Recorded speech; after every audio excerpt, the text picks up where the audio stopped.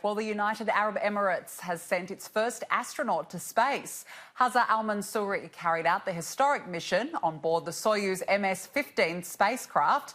To discuss this and the rest of the news in the space world, I am now joined by Brad Tucker, astrophysicist and cosmologist at ANU. Brad, thank you so much for joining me this afternoon. No worries, anytime. Firstly, take us through how significant is this for the UAE? Well, it's a big step. You know, we've talked a lot about China and India and other groups really playing a role. We've kind of forgot about the Middle East. The Middle East, the UAE and Saudi Arabia in particular, have made big strides of having a bigger presence in space.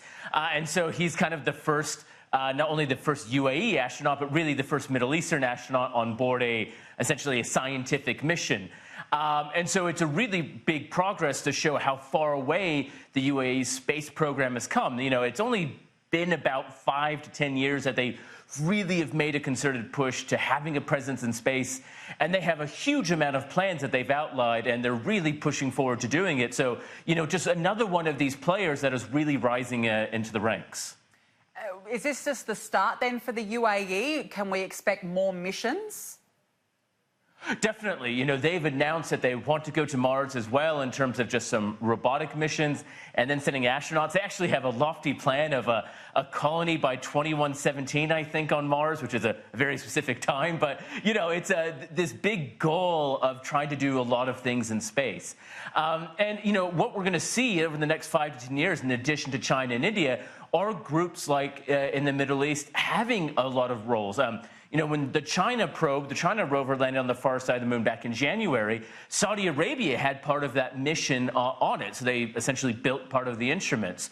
So what we'll start seeing is that they will have a big ambitious goal. They'll do more missions, and they will become, you know, alongside the other space players in the world. So it's, you know, it's definitely a changing environment for space. You mentioned India, now, of course, the UAE. What does it say about just how fast countries are moving in this sector? What I think it shows is the importance of the sector, that it's not just about the exploration, but how much technologically it gives you as an edge as a country for everything from industry to communications to defense. You know, some of the things that Australia is trying to focus on as well. So I think what you're really starting to see is not only is the cost a lot cheaper, you know, this isn't the days of $100 billion missions like 50 years ago. This is the era of $10 to $100 million missions, which is a big difference. And that that critical role in the everyday life is something that just can't be ignored now, and that in the future, not only will superiority reign based on who's superior in space, but conflicts and issues will rise because of who's doing what in space. It'll be interesting to see how it all pans out. Brad, scientists have also discovered 2 new giant radio bubbles leaving the centre of our Milky Way. Take us through this. Yeah, so this is a bit different. So when we look towards the center of our galaxy, there's a supermassive black hole. So this weighs about 4 million times the mass of our sun.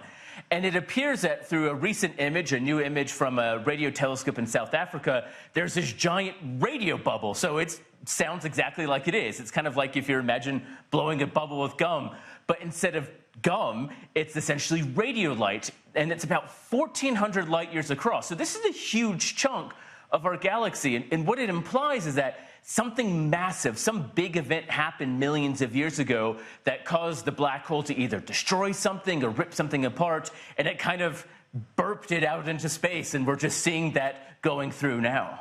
And how will this discovery help scientists understand the centre of our galaxy, so to speak? Yeah, so this is a good question, because our Milky Way in our black hole it's fairly quiet compared to some of the other ones. And we've seen for the past 30 years, there's been a gamma ray bubble. So a similar thing, but in gamma ray light. So it does appear that, you know, we're just happening to live at a time when our Milky Way is quite quiet. So if you were to be alive millions of years ago when this thing would happen, the center of our galaxy would be emitting a lot more energy, a lot more light.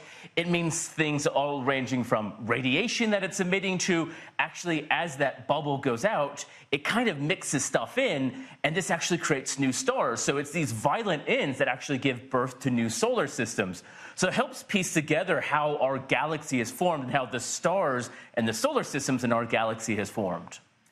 Let's talk about a volcano on Jupiter's moon called Loki.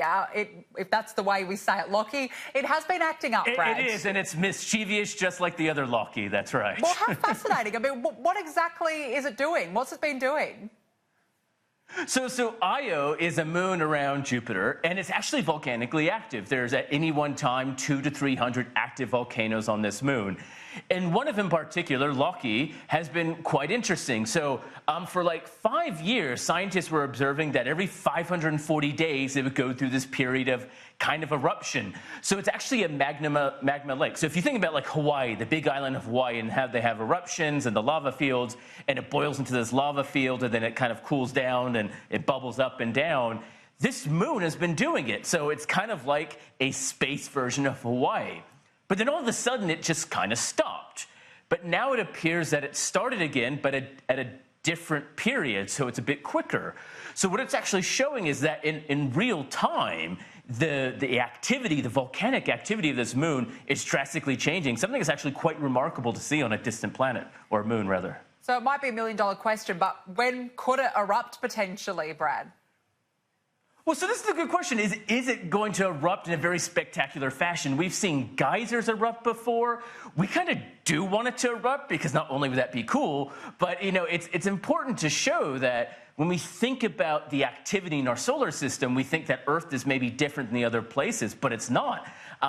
This, if it's volcanically active, means the surface changing, things, new ground is forming, and so the way we view it now is different from how it was in the past. And then we can think of places like Mars. So the biggest volcano in the solar system is on Mars. It's 500 kilometers across, so it's bigger than Tasmania. So could that erupt as well? You know, this helps piece together how life and land is formed in kind of real time. So, you know, if it erupts, it will be really cool because it's a space volcano, and what's not to like about that? I can imagine it's going to be pretty good. We'll be keeping our eye on Loki for sure. Brad Tucker, pleasure to speak with you as always. Thanks for joining me.